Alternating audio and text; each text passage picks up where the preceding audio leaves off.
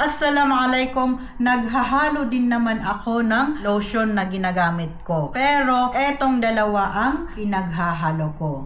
Yes, eto po yun. Pero hindi ko sila hinahalo ng isahan.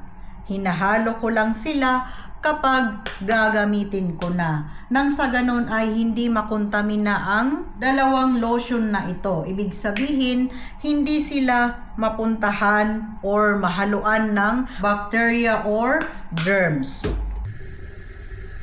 Ayan. Napakaganda po nito mga madams. Ginagamit ko sa aking mga kamay at sa aking mga paa.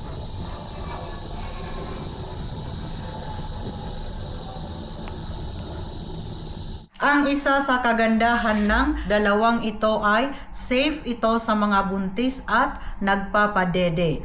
Plus, magaganda rin ang mga ingredients at hindi tayo mapapahamak sa mga ingredients neto.